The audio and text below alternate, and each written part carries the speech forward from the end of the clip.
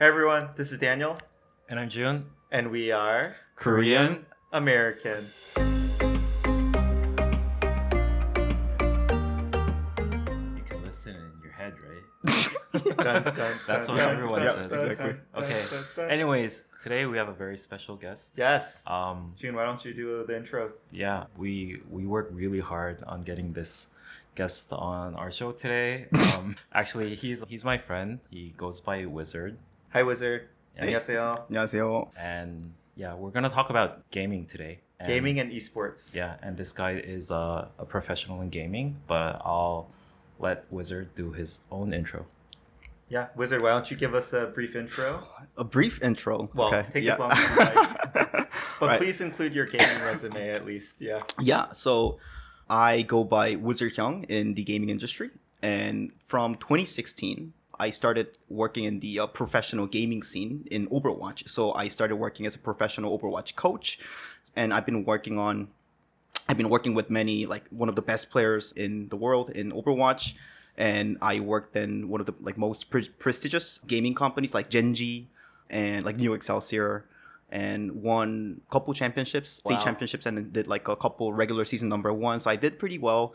Yeah, and I'm not a very humble person, as you can say, as you can see. No, why? Congrats. Yeah, that's awesome. Yeah, thank you. And I retired last year, Uh-huh. and I'm currently doing my coaching business.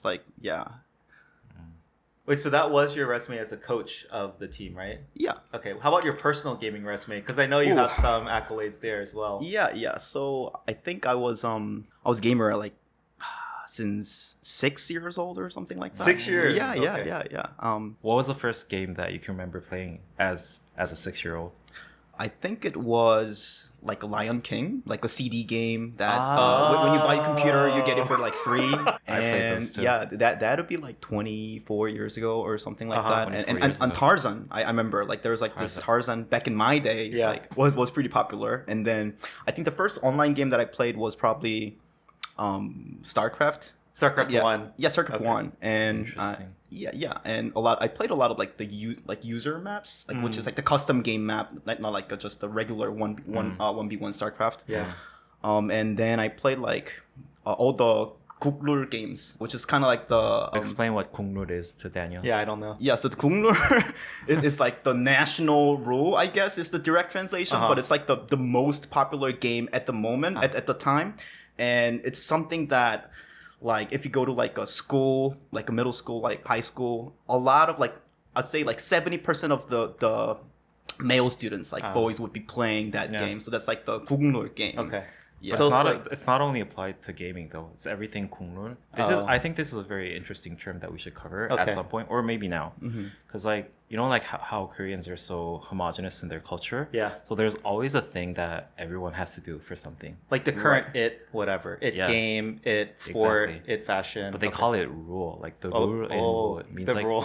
rule. the national rule. Like Yeah, Kuk exactly. is like for country, Country, right? yes. Yeah, so it's like the country rule, Okay. whatever. Got it. Yeah. So you've anyways. always played whatever was popular. For the most part. Okay. And I think that's the norm in Korea. Like, Yeah. I think I don't know if I want to get into this right now, but I think if you look at like American like gamers in the West, Yeah. they go to like Steam, they play like some like not so popular games. I think there's more variety in gaming. Sure, yeah. Like play more consoles and like stuff like that. But in Korea, just go to PC Bang and They're all playing you're the gonna same say thing. like, League of Legends, like Card Rider, like Guns Online, Special Force, all of the like the number one game at the moment. Like people just like hop onto it pretty much. Yeah. Cool. So yeah, I played all the Kunglur games. I Yeah. think like Maple Story. Maple Story, yes. Yeah. Yeah, and then Card Rider. I think one of the first games that I was like really getting serious was Guns Online. Oh, I think I've heard of it. Never heard of it. Yeah. Oh yeah, I mean it is. Yeah, a lot of games that I mentioned is from Korean gaming company. But Guns Online is made from I think a Western gaming company. Okay. Yeah, and it was at one moment like super popular. Like I'd say when I was like around 9. That's like 20 years ago probably. Wow. Yep. So yeah, and I played like a lot of Special Force. Which is kind of like a Counter-Strike equivalent of Korean, like of the version of it, I guess. Yeah, so I think we're losing a lot of the audience here, like who are not really familiar with the gaming. But basically, I played a lot of different games, and yeah, like about 10 years ago, I played League of Legends, which is one of the most popular game. Yeah. For the last like 10 years, probably. Ever in history, maybe? I think so. I think that's fair to say. Yeah. And most successful popular game in gaming history. Exactly. And More I than was Super Mario's, you would say? Yeah, I'd say so. Yeah. I mean, just to Really? reach now, anyone with a computer can play these games off Steam, Interesting. right? Before you had to have the console. Yeah. I'm smiling because I've never played this. And you're saying this game, I definitely I've heard of it. Yeah. And I watched it play on TV, which I would watch for 2 seconds and then Yeah. flip the channel. But anyways, that's interesting. I mean, even Junior, you're bringing up a point here that I think would really surprise Westerners, Mm-hmm. which is on TV, there are shows dedicated to games and gaming and esports. Oh wait, you don't have that in the No. US? Right when I was leaving, maybe 2020, ESPN started having like a late night, non-prime time, 30-minute segment where they would show some esports and games. But we'll get into this more later. But the Yeah. games they show are completely different than what you would watch in Korea. 100%. Interesting. 100%. And I have a lot to say about that. Oh, we have so many things to say. We do have a lot to talk about. Yeah. But no, Wizard, I was expecting you to talk about your League of Legends resume. Is that what you were getting into? Yeah. Okay. So I was a challenger League of Legends NA, and I was around like top 300, 400 in Korean server multiple times, and I was top 30 in Overwatch, and like top 500 multiple seasons. So That's I was crazy, yeah. myself was a pretty good gamer. Yeah. And then I was thinking about becoming a professional player in Yeah. Overwatch, and I saw this like two recruitment posts. One was looking for like a professional player in Overwatch, and one was looking for a professional coach. And I was thinking, what should I do? And I thought I cannot be the best player in the world, but I can probably be the best coach in the world. So Oh, wow. I decided to. Why did you think so? I'm so intrigued. My mechanic, so there's like this aspect of like mechanic in game. So that's basically your hand. And my hand wasn't like so great. It was like passable, but I think my strengths more relied on like the brain side of it. Interesting. Yeah, so even if I played like super smart, I don't think I'll be winning like the top tier players like the boxer or like faker equivalent in Overwatch. Oh, I So that's see. what I thought. So June. hand dexterity. Yeah, hand dexterity matters for sure. Yeah, that I mentioned in Uh, our previous episode. Come on, I don't think Koreans have more hand dexterity than non-Koreans. Are you sure? I think Wizard, they what do have you like think? a thing for hands. So okay, so this is interesting topic. I think one of the I think like Western gaming like caster talked about this, but I think this is honestly like bullshit. I don't know if I could say this word, but We'll bleep it out. yeah. Just be yourself. Yeah. yeah. But he basically said Koreans have like more like finger like agility and stuff like that, because of the chopstick. And I was like, what do you mean? Like, what? That's true. Yeah. yeah. I have a say in this because I do user interface design. Yes. And I see this difference in how East Asian or like Korean companies usually design their UI versus how US companies do. Yeah. And I think in the US, the thing that I see in design trend is that they try to dumb it out a lot. Yes. Correct. Like yeah. buttons are much larger. Yes. Texts are bigger. And I think it has to do And with fewer. Like, Mhm. yeah. Koreans. I'm surprised by how much text Koreans will read Yeah. on a screen compared to Americans. Yeah. And then Japanese, they're like on the next Even level. more. But anyways, that's why I think there's something to do with the hand thing. My takeaway They're more is delicate. it's not hand dexterity. Mhm. It's like mental acuity almost. Really. Like Koreans are just willing to read and pay attention to detail in the app, whereas Americans just want to be, kind of told what to do and not have to figure it out. So I see. anyway, I do think your average app user in Korea is more intelligent. Might be the wrong word. More. We'll figure out something. Delicate. Delicate. Yeah. Than your average American. But Wizard, do you believe that? Like, do you think that Koreans have better like hand movement, more delicate hand movement because of the chopsticks? I personally don't think so. You said it was. You think so? You don't think so? No. But the chopstick thing I'd never heard of, and that does make some sense. Yeah. But if you think about how you operate with a fork and a knife, it's a lot dumber than how you would operate a chopstick. It's less delicate for sure. That's a Yeah. good word here. Well, like that's just a very small part of it. Really? Okay. Do you If the wizard says so. Wizard Chang. Yeah. Wait, but look, there's other things where if there were a significant, let's say, genetic difference in finger dexterity, Koreans would excel at too. I'm thinking like, I don't know, piano or instruments. Oh, Do you think Koreans are generally better at these things than others? Instruments I don't think it's a good example because it's not only about the hand technique, I think. but there's But- a lot but about surprisingly- That's what he's saying. No, I think there's nothing that's just about hand technique. Okay. I don't know. But it is a combination of like those things, I think. By the way, like one of the most famous pianists are coming from Korea these days. I did see a Korean had recently won like some major piano award or competition. So I agree with that. Personally, I believe it's a product of like the very intense training that Koreans will put themselves through and their approach in general to hobbies. There's no casual. We'll talk about this more later. Yeah, 100%. They're just hardcore about it. So I think anything where you can like really get to the top through really persistent dedication and training, Koreans have some chance at doing really well at. I can already sense that this episode is going to be very long. Yeah. Dude, you're talking good. You're talking more than I thought you would. Yeah. Oh, which is yeah. good. The reason why we're saying this is because I was a bit worried before going into the recording because I know close to nothing about gaming, which is I'm definitely an anomaly in Korea. Yeah. But yeah, the role that I was trying to take for this episode was try to take the more, I guess, novice game players or people who are not really into gaming. Chobo. Chobo. Yes. But I wanted to add a quick thing before we move on, which is who do you all think globally is the most famous Korean? Yeah, we were answered for that already. the guy in the north Oh, okay, not North oh. Korean. Okay. Most famous South Korean. in the world right Yes. now. We have the meme like BTS 봉준호. Oh, Yeah, BTS? BTS definitely. You Like think this, so? we have the meme like BTS 봉준호, Something, 손흥민. let's go. Let's go. Oh, And okay. instead of let's go, you put like someone's name and it becomes like a meme. What's the second person you named? BTS 봉준호. Who's Bong Joon-ho? 봉준호 is like the director of the like Parasite. Oh, okay. Yeah, Okay. who's There's won, no like, way many- he's one of the top famous globally. Really? I would think BTS and then, not maybe Blackpink, but Song Min. But I was going to say, the reason I'm bringing this up is on Reddit recently, there was a post discussing this. Who's more famous globally, Song Min or Faker?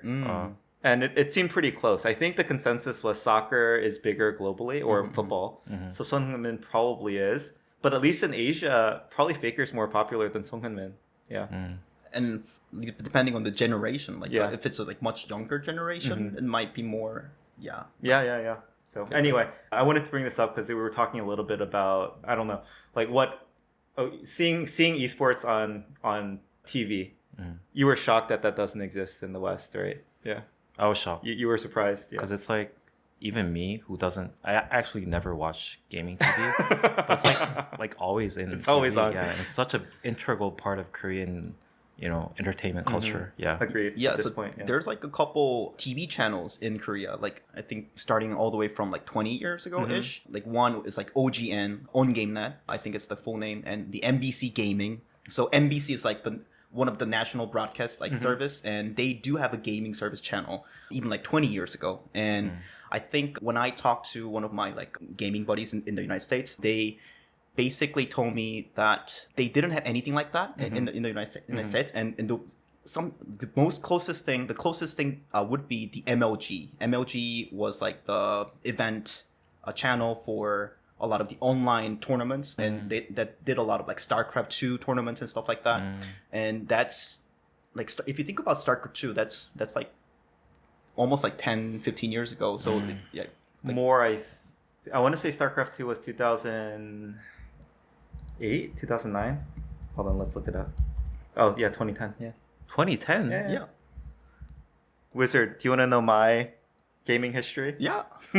My most proud moment was at my previous company. I won a company-wide StarCraft 2 tournament. Oh. And there's a famous caster called Sean Plott, Day 9. Okay. Oh, Day 9. Yeah, he came to our Oh. campus and actually live cast my game. Wow. And so, yeah, that was my proudest moment as a that's gamer. definitely a highlight of your gaming career. Like I think Day 9 has like a 500K 500K YouTube subscribers. Like he's like huge. He was Wow. one of the probably the biggest like broadcasters or shoutcasters at the time. Yeah, exactly. So this was early when StarCraft 2 came out. Uh-huh. But again, just for the audience to put things into reference, when I was playing StarCraft 1 on Battle.net, I was pretty decent for the US servers. Uh-huh. And again, even in StarCraft 2, one of the best at my whole company, I logged in one time to a Korean server. Uh-huh. I think I lost like 15 straight, and it wasn't even close. Like I was just getting smashed. So just the difference in the level of competition and skill between what I was seeing at the time was just night and day. Yeah. But I also wanted to talk about what your first game was. Okay, my first game. I mean, so we actually owned a PC in my family pretty early. I want to say even like 1989.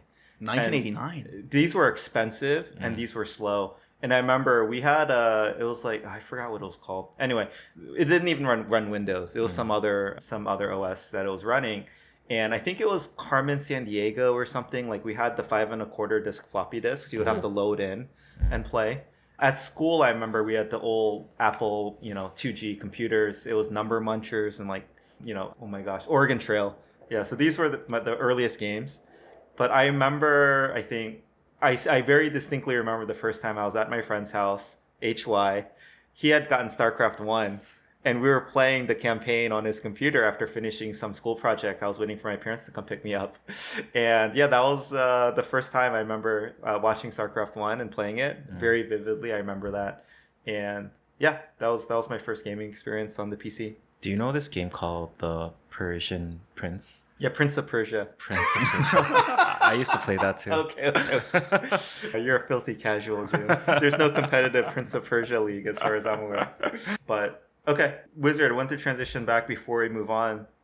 You had mentioned that you were at a fork in the road between pursuing an individual pro gaming career and transitioning into a coach. And so let's describe a little bit more about that process and also how you see your role as a coach now. Because again, there's a very famous saying, even Roger Federer has a coach, right? The best in the world still needs a coach. So I'm curious how you think about coaching when you're coaching someone who is, mechanically or whatever better than you at the game. Yep, I think that's a pretty commonly asked question. And I was actually making a video on that for my YouTube. Okay. I think which we posted in like 3 weeks or so. But yeah, so again, my mechanic aspect of the game wasn't very strong, but I was very confident in my more like my strategy aspect of my game. And I just applied for that coach position, and they asked me to like do a like VOD review and made it like analysis, like 50-minute long like video analysis, and but I think 10 hours later I just got the spot. Oh, so that was your interview. Yeah, I mean, I guess it was that good. Yeah, but Definitely not humble. What was the company again? it was a Splice. Splice? Yeah, so Splice was the first professional team. It's based in Europe. It's a pretty big gaming company. Yeah, and Splice, Gale Force Esports, and yeah, like more. Yeah. Do you think you had advantage because you were Korean? They had expectations for you? I don't think so, because at the time the Western players were better in the very early stage of the game, Overwatch. Yeah, and then I think like a year later or 2 years later, as it was like becoming the Goognul game in like Korea, and like a lot of like kids were playing in PC Bang and stuff like that. Yeah, I think that's when Korean players were becoming like the best. So when you first worked for Splice, did you work directly? You started from the Overwatch team? Yeah. Or okay. Yeah, so that is usually how it goes. So as I was coaching these like professional players who are literally better than me, I was like very nervous, and like I'm a very not a humble person, and I was very like confident with my game knowledge, but still it's my first time coaching like the top 10 players in the world and stuff like that. So what I did is, the thing is like they just play a lot, and they wouldn't like do a deep analysis or like VOD review for like 10 hours. And the thought process was that if I just put more work into like analyzing their game. So yeah, I think the first one is like the hard work. And I think in New York Excelsior, one of my player basically told me later that how the moment basically he started trusting me as a coach is that I think it was like 3 weeks in, I was working for that team, and I was in my kind of like on my computer, and I was watching this like specific fight in a slow motion, like frame by frame, and he was like, "Wow, that's impressive." And then he went out for like lunch, and an hour later he came back, and I was still watching the same thing again and again, and I was like, "This guy is like crazy." So I can trust him. I can just believe whatever he's saying. So that's the part one, and the part two would be even the best players. I've worked with the best players in the game, many of them like Jonak, Prophet, Lib, like name more, but basically. Even the best players lack certain aspects of the game. They're not all around it. Like there are certain aspects in the game, like their macro might be weaker. A certain part of aim might be weaker. And what I do is I call this like the Exodia, a coaching technique. If you know like Yu-Gi-Oh, like the card game, you basically get like the 5 cards and just like a Dragon Ball, pretty much. Like then you win the game. That's like the win condition. And what I would try to do is my player is like really good at like this part, but then might be weaker in like this area. And I would be copying whoever is like the best at this area, like from the other teams, and break it down and kind of like make him get better at that aspect and make a drill for him and stuff like that. That's so basically hard work and copy other players on the other teams. Is my approach. My number one takeaway from hearing this is, again, esports is no joke. It's just like any other serious, let's say, sports or competitive league. It's very meticulous practice, attention to detail. And, it's not just like people getting together and playing games for fun for a very long time. It's really treated as a true sport. And again, I think for Western audiences who may not be familiar with it, it might be surprising to them as well. So like one of the most common thing that I hear when I get on Uber in America, it's like, "Oh, your name is Wiz." I was thinking, I used to live in Hollywood, and my gaming house was in the middle of the Hollywood Hill, where a lot of the celebrities live. So, and a lot of them would say like, "I thought I was picking up the Wiz Khalifa," and they were like disappointed. And I was like, "Oh, what do you do for a living? Why is your name Wiz?" And I talk about like what I do for a living, and they were like, "Oh, you coach video game? That's cool, but how is that possible?" It's a very commonly asked question. Cool. Let's just dive into it then. Wiz, again, feel free to bring up things on your own, but I'd love to know, having spent time in both Korea and the US, and I think coaching players across, I don't know if you've coached players in America as well. Oh, a lot. Okay. A lot. Having coached players in both countries, what are your high-level takeaways? Like, how are esports and gaming culture different in Korea versus America? Oh, there's a lot to unpack from here. Let's go. I think there's 2 categories to talk about. So like the professional scene, the competitive like esports scene, and versus like just the casual or like normal players. Like which one do you want me to start first? Professional. Professional. Okay. But let's not forget, I want to get into casual gaming as well. 100%. So I think in general, the Korean players are much more competitive, and they do have harder work ethic. And I think I've worked with at least 10 professional players from America, like from the West, pretty much. And more than 10, I think, about 20. And I work with like 50 like Korean professional players, I think. But my impression is that not that they're like the Western players like really lazy or anything like that, but I think there's this sort of like expectation from Korean gaming culture. So what I'm saying is that, I have a really close friend. His name is MMA, and he used to be a legendary Starcraft player, a Starcraft 2 player, and he started his gaming career as a professional player all the way back in like the Boxers era, like the Starcraft 1 era. And I was able to talk to him about this topic yesterday, and this is very interesting because what he basically told me is that in the early days of the StarCraft 1, there wasn't any like much coaching, and what they would do is like there's so many people who want to be like the professional gamer, and what they would do is like they would pick up like 60, 70 like professional wannabes, and they just make them compete. And what they would do is like, because they need to survive, it's like a produce like 101 type of thing.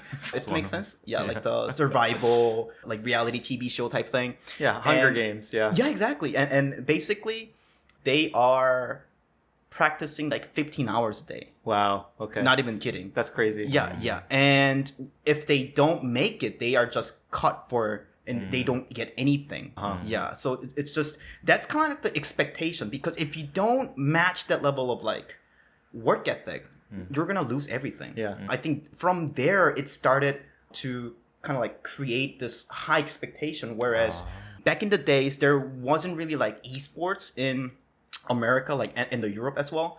And I think partially because in Korea there was like this TV channels like OG and NBC Gaming, and it was becoming the thing. And I think there was this saying like a grandma would not know what the Starcraft is, but they would know who Im Yo-han is, like who the boxer is, pretty much, right? So it was like that popular, and there was like a lot of people who want to be that, and because of that there was like very high competition, and because of that high competition, there's like higher expectation in general, and which is still the case in recent professional gaming scene, I think. So one time there were two Western players who wanted to basically learn from the Korean gaming culture, Korean gaming professional scene. So he was invited to one of the two of the players were invited to the Korean gaming house with the Korean professional gamers. And what I was able to hear is that they didn't match that level of like work ethic. So they couldn't get much better basically that's what I heard. Maybe it's because of that work-life balance that they like, but Koreans, they just, I think, all in, and it is their everything. And if they're like not enough, it's like just their life is over, maybe. I don't think I'm like being too dramatic about this. That resonates with me. But I want to get a little bit more into that, and I want to challenge you in some aspects, because I also wanted to ask, aren't Koreans like that in any industry? But like, why are they excelling particularly in the gaming scene though? Because as just a normal employee who works in a company, I know that like people grind a lot in Korea. They have very good work ethics again, but like a lot of industries aren't as, I guess, how would you want to say? Korea's not as globally competitive as they are. There aren't esports. as competitive. Or like dominant. But why do you think so? It is particularly in the gaming scene. So I think that goes all the way to the casual player base. So I'm going to start with this. So if you think about like 20 years ago from now, computers were like very expensive. I think, and the internet was like pretty slow, especially in the America, is what I heard. And because it's like such a wide nation, it took maybe longer for them to like build that like good internet infrastructure and stuff like that. But in Korea, there was PC bang, and it became the thing. It became the gunglu like hobby, pretty much, right? So I think if you have like if you're going to the Namgol, which is like the male high school, in like 20 years ago, which I did. Yeah, and I think in most school, like except for like very prestigious schools, I think if you have like 40 students, I think at least 30 of them would play StarCraft. And there was this like school tournament. So it was like the kind of like the very common thing to compete in your like classroom, and then the best players from your classroom compete. So there's like school this, like, title. And then the sophomore and sophomore versus like the junior, like something like that. And the MMA, KeSPA actually held this StarCraft tournament officially like 20 years ago. So that's like very different from I think a lot of like Americans like would see that. And because we had that PC Bang infrastructure, I think we're able to play a lot, and it is the way to socialize if you're like high school student, pretty much. Whereas in America, because the PC wasn't so common, it was like very expensive, and internet infrastructure wasn't great.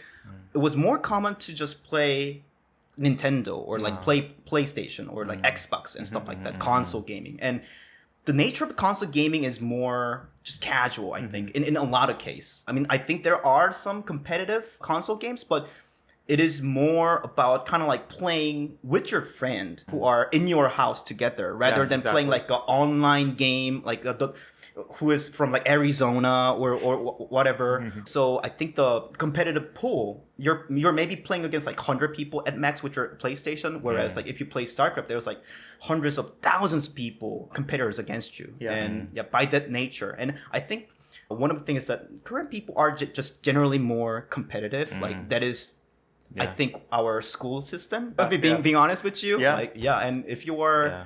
Yeah, like you get it, right? Yeah. Koreans are just more competitive, and I think it was just clicking that part of the characteristics. I was thinking why console gaming was more casual versus a PC bound culture, Mm-hmm. and I thought that was very interesting. And I think the overall, and you got into it a little bit, but like the overall, I guess, spatial environment that you're playing each in for console gaming and PC bound is very different. Where like console gaming, you're just playing at your house in your living room or your bedroom, so like the setting is more casual, and like you have your friend again, as you said. But if you imagine a PC방, it's just like rows and rows yeah. of computers, Yeah. which I think in nature it makes this very competitive environment. Yeah. Yeah. I mean, you're bringing up things we've talked on the pod before. Oh, Yeah. okay. Definitely, cafe culture in general in Korea, right? People don't invite casually to your home as much, Exactly. right? Yep. And so you go somewhere else to play. And then, Interestingly enough, the early PC bangs were actually called, I think, internet cafes. yeah, they were. Yeah. They use internet, yeah. But, I remember going to my friends' houses all the time to play games, right? It's just us two. We're just playing against each other, Yeah, right? yeah. And, their mom's at home and they're bringing us cookies and like juice or whatever. Very different environment than PC bangs. Yeah, but you're not gonna play against like a top 1% player like on your console. Exactly. for round Yes, robin. yeah. Interesting. So I do think the PC bangs played a huge role in this. And it was, you've mentioned before, Jun, is a chicken or egg, right? The PC bangs become popular because esports were popular, vice versa. I just think it fueled each other. Yeah, right? yeah. The second thing you brought up was just how competitive Korean society is, right? And another thing we brought up on this pod before, though, there's no such thing as a casual hobby in Korea, right? Everything they do, you have to compete on I it, am right? very guilty of it. Yeah. Yeah. I mean, and before you get into it though, I've said, I think for anything to become the kuknul, like the national rule in Korea, 국룰? it needs a few elements, right? One, some form of competition. So you have to be able to compare yourself to others. Two, it has to be something that you can practice on your own, right? In the secret before you're good enough to kind of like show your skills externally. And three, this one where it might not qualify for esports, but I often say it has to have very expensive equipment. Almost, but I actually think if I were to extend that, there has to be some social status element associated with it, right? Whether it's golf clubs being very expensive or golf courses being very expensive. But I do think from what you're saying, esports had that too. Because if you were the best, let's say, Starcraft player in your school, that came with a lot of social status, right? 100%. Yeah, so I think 100,000%. those three definitely, then esports and Starcraft and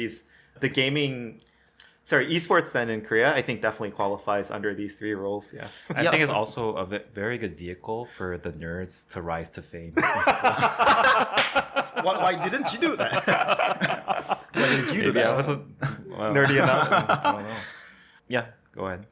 Yeah, so one of the things that I really want to emphasize is that gaming is probably the most common way to socialize, hang out with the friends in Korea if you're like a high school, like middle school, elementary school student. And this is kind of like, I think this tells a lot. So if you go to like a taekwondo dojang, dojo, what they would do as their marketing is that if you bring like another friend, if you refer to another friend to our dojo, then you get Maple Story money. Literally. Yeah. And that was like the thing. That was the it currency back then, right? Yeah, like the Maple Story or Get Amped. There's like multiple like cash that you can, the gaming cash that they would give away, and it was working. It was working very well because I don't know like exactly why, but like just a lot of the Korean kids are really into gaming and they really want that like social status. They really want to get better at the gaming, like improve their status in the gaming, and like their parents are very much like motivated to just send them to like workouts and like taekwondo dojo and stuff like that. So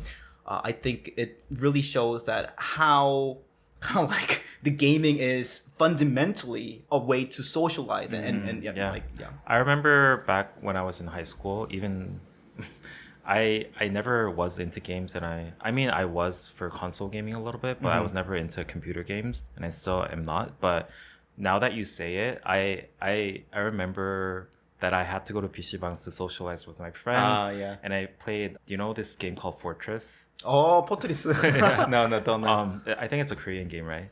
And then I played Diablo 2 too. Ah. Which is like, if you think about it, me going to PC bang and Yeah. playing games, like you can see how desperate I was to socialize For with friends. people, because everyone was like, after school, everyone was in PC Yeah. Honestly, as an American or Korean American who loves games and is, I'm so jealous. I wish I grew up having PC bongs to go to and hang out. Wiz, before we move on, what's the longest time you've ever spent in a PC bong? This guy goes to the extremes. I can already, Yeah, I think it was. I don't exactly remember, but I think it would be around the time when I was like playing League of Legends like hard for 6 months, and the only thing I did in during that 6 months was just playing the League of Legends, and I think maybe like 26 hours. Straight. 26 hours. No sleep. Not no sleep, but like not like straight. I would kind of like spend 30 minutes outside to get some food and then go back in. Wow. Yeah. My longest gaming session was, I remember one time there was a Diablo 2 ladder reset. Oh. I moved my PC into my friend's house dorm room, and I think we played roughly 30 straight hours of Diablo 2. Ooh, okay. And I logged out as the top 10 barb in North America. I think if I was in Korea, June, as a kid, I might have been more even into it somehow. Right. Except, okay, this is a good question. My parents, my dad especially, hated how much I loved games and spending time with games. So I imagine that's true for most Koreans. in Korea today. Yeah, so Korean can you tell parents. me how like parental influence has changed maybe, or their perceptions of gaming over time, or maybe it hasn't changed and Koreans, this is just rebellious of them? Yeah, so I don't think I'm the best person to talk about it because I have a very like special like background like growing up. Okay. Yeah, so I started living alone when I was like 14 pretty much. Okay. Yeah, it's like long story. But so here are a couple of things I can say about this.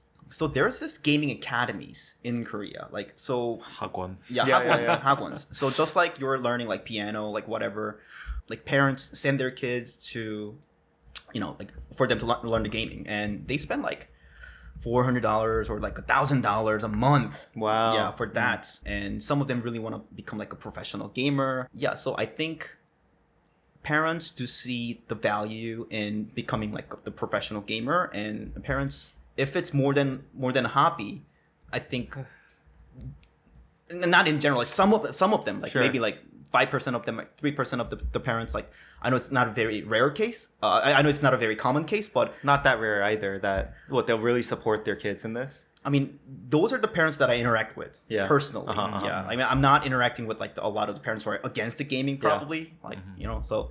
But yeah, there are parents who are very supportive, but at the same time, very questionable about their decision. Yeah. And I think one of the common reasons for the parents to send their kids to this like professional gamer like Hagwon is that to make them see if they can actually make it or if they have a chance or not as a professional gamer. Like and I think a lot of the gaming academy markets themselves as like it needs like 6 months for us to see if this player is actually like qualified or not qualified and stuff like that. And that's already like I don't know, like $4,000 and stuff like that. But I kind of resonate with the parents who don't like their kids to be too into gaming. Yeah. Because, okay, I might sound like a boomer. You But are. I feel, Just kidding.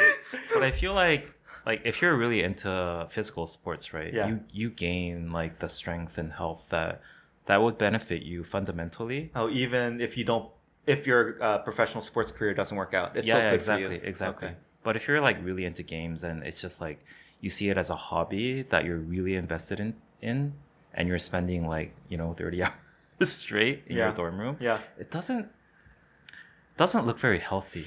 You know what I mean? I So think- my question to you, sorry, Yeah, you're good. I'm gonna go back to you, but my question to you, Daniel, is because you're the only one that has kids, right? Yes, yeah. If you see your kid, and I'm pretty sure they do, Yeah. playing games too much, like for very long hours, do you let them do it or do you stop them? This is a tough question. I think I do maybe exhibit some of that Korean mentality, which is if I think my kids can seriously be good at it, they have some skill, they have the work ethic and drive, I think I could see myself supporting that, right? But if they're just playing it as a game like you talked earlier, there's a difference between playing and practicing, right? So, you know, if my kid wants to really practice at it, I'm going to challenge him, like in Roblox or Minecraft. Hey, do survival mode, see how long you can live for, right? And if I can start to see that, you know, the desire, the ability, etc., I think I could support it. But that's not the case for my kids. It's just super casual. And so in that case, you know, we're going to limit their screen time. I will say, though, I personally, you know, as a gamer, and you know, maybe I'm reading articles to justify my own life habits, there are lots of values, there are lots of benefits in your life to being a gamer too. I think thinking strategically, again, having the like work ethic and discipline and practice, you know, hand-eye coordination, right, which is useful for a variety of things as well. These, I think, all are some benefits. Now, is it healthier to be, you know, running for 8 hours a day or playing and sitting and playing a game for 8 hours a day? Sure, health-wise, I do think running is better for you. But when you're running too, I don't know. I think there's lots of benefits, I would say, mentally, etc., to gaming that are undervalued by society. Yeah. I think it's just this general bias against like, oh, that's so nerdy, that's so dorky. Yeah. Right, compared to like, oh, running is cool, being athletic is good. But I do think there are lots of benefits to basically playing games more than as a hobby. But like the image of you in your room just playing games nonstop versus like, oh, this guy's really into, let's say, soccer. Yeah. And like outside playing soccer 8 hours a day. It's like, for some fundamental reason, I think it's different. I will say though, PC Bangs, what I love about them, and also some of the gaming houses and things that I know are common in Korean esports, it is a socialization factor, and you are with them in person. I agree. If everyone's just like in their own room, like in a dark lit room, like looking at the screen, it feels a little bit isolated. When you're playing together, it's a total different experience. That's true. I would say, even in my life today, there's a handful of people I know. We only talk when we happen to log into the game at the same time, right? And again, so it's a form of socialization, and there's a lot of teamwork involved too. I think some of the most popular games now, they're team games, right? 3-on-3, 5-on-5, etc. And you have to know your role, and you have to play your role, and you have to communicate and practice together as a team, right? No one person can carry, right? So very different. Like, so it's more like soccer in that sense than, I don't know, golf, tennis, like these individual sports.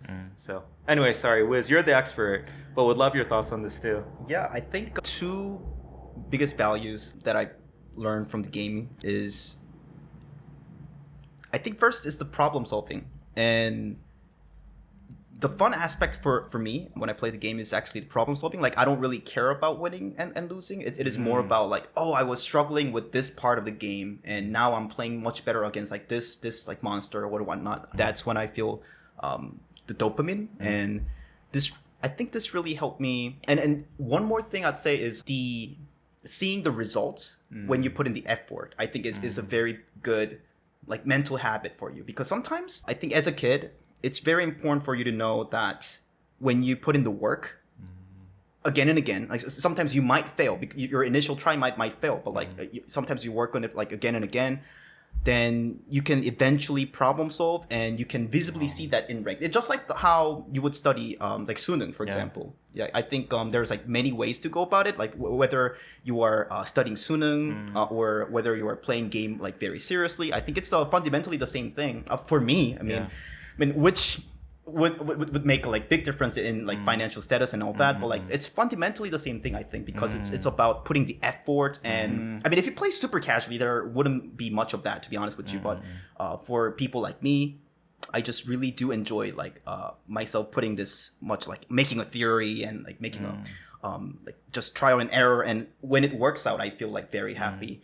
And I think I have a couple like 10 million plus like entrepreneur people, friends, and surprisingly, I mean, maybe because they're my friends, but they have experience, like heavy experience playing some games. They were binging in certain games. I think that also shows maybe because they're like entrepreneur, I don't know, but maybe they're more dopamine oriented personality, I don't know. But I do see them also talking about, so yeah, what I would say is it's also kind of like forming this ability to go all the way in and go in like a deeper flow. Maybe you might have done that with studying, but for me, I mean, I did study a little bit like a long time ago, but it was for me it was more gaming. Yeah. So you're saying gaming is really good for I guess, a structured and effective feedback loop for you to do trial and then get the feedback from it, right? And your effort gets rewarded. Yeah. And you want to know, like, if you try hard and if you work at it, you get something. It's kind of like what I want my students to know. Is basically what I want. I have two thoughts on this. I know a friend who runs a startup who basically says that the way that he approaches, because like running a startup is very challenging and difficult, but he says that the way that he approaches it is like playing a game. And I thought it was very in line with what you're saying. And I think it's a very healthy, or I guess constructive mentality of thinking of things as games. But I also want to challenge, because if in gaming, the feedback loop is so short, do you think sometimes in real life, because real life is sometimes not like that, you have to work harder to get the result. Do you think like being too much into gaming might like let people into this wrong thinking of like, oh, like I don't get results so quickly. Real like, life works that way, right? I might give up, right? I'm just gonna say this. Sometimes it takes like 3 weeks or month for me to get the right feedback, like for me to get the right results. I see. I work at it for 3 weeks or like 2 months, and yeah. I mean, I haven't worked on a project for like more than 6 months, I think, but that's what it is So for you're me. saying even in games there are different scales of the feedback loop. 100%. Yeah. Interesting. Yeah, I just can't deal with. I just don't know the solution for how to deal with this like Roadhog, or like how to play this like Zerg build or something specific. And I watched like hundreds of like professional gamers footage to find an answer, but I just can't find it. And I tried this and tried that for the, like 3 weeks, and finally I get it. I want to get a little bit more into this because I think we talked about this in a personal conversation, and I think it's one of the most fascinating things that I heard from someone in the gaming industry is that you said that basically all games are the same. They have like a universal, shared, I think, way to approach it. Right. And if you like crack the code, you can be good at any gaming, right? I thought that was super fascinating. Yeah. So I like to hear. I like for you to share a little bit of that thoughts to our audience as well. Yeah, so I think there's three swamps that gamers fall into, and a couple of things that you should be doing on the other hand. So to start with, the three swamps that gamers fall into, which is kind of like the half of my book pretty much. So the first swamp the gamers fall into is the swamp of avoidance. And this would be, a lot of Korean students are like this, being very honest with you. And it's more like they don't want to make any mistake, and they don't want to get flamed or blamed by their team, and they play extra passive. Like you're playing like support, Soraka, like Mercy, whatever that is, and staying just farther back. And you are not dying at a personal level, at an individual level, but because you're playing so passive, the burden goes to your teammates. Yeah. So, and also I've seen many of my students, like I think good 20 to 30% of my students have this like a symptom, but some of them, when they get the dift, so dift is the terminology used in game, but basically your opponent, your counterpart of opponent, let's say you're playing tank role and you're my enemy tank, and you played much better than me and you got outplayed by your counterpart, then that's when you say you got diffed pretty much.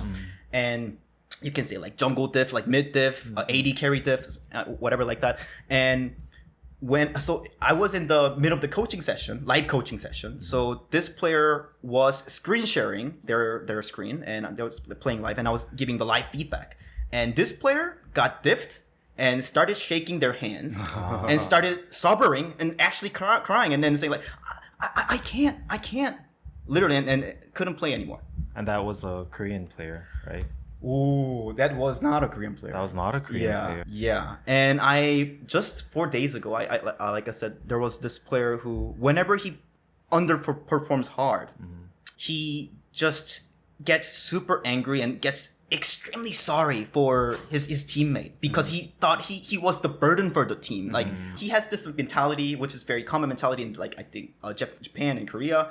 남에게 피해를 주지 않는, which is like the equivalent of don't be a burden to others. Yeah, don't be a burden and not be harming the others. I guess if we make a direct translation. Yeah. This mentality is like so like dominant and strong in those players. And when they make a mistake, I'm like, oh my God, what did I do? Yeah. I did something horrible. And then from then on, they just cannot make a new play. They cannot try. So I like to do this analogy, like when you're taking a test, you are so afraid of like getting yelled at, like, oh, you got that wrong, like from your teacher, by your teacher or by your parents. So you leave it blank. You don't even put an answer. Exactly. That's the swamp of avoidance. And the second swamp, let me know if it's getting too long. But in English terminology, I'll just call it like the autopilot, meaningless repetition. So yeah, a lot of people, I think this is the most common thing probably. A lot of people when they play game, they don't really think about what they did wrong or what they can do better, and they just kind of like autopilot. Just like when we're brushing our teeth, we don't really think about, okay, how can I like optimize brushing my teeth, and maybe I can make my fourth teeth better here, like a more shiny here, because it's like a little like yellow here. I mean, people really don't really think about it, or most parents like don't really think about how can I improve my kimchi jjigae or whatnot, right? So it's kind of like more autopilot. And they had thousands of hours brushing their teeth and making kimchi jjigae, but it's kind of like staying the same. Yeah, you're not getting better. Yeah, like autopilot, right? There's no feedback loop. And the third one is the wrong scoring. So the wrong scoring comes to play, like most common one would be they lost a game and there are some parts that they like played bad, like they didn't perform well, but they are attributing the loss to, oh, my teammate was horrible, or this character is just broken, this balance patch is like the gaming company is just horrible, I'm done with the game.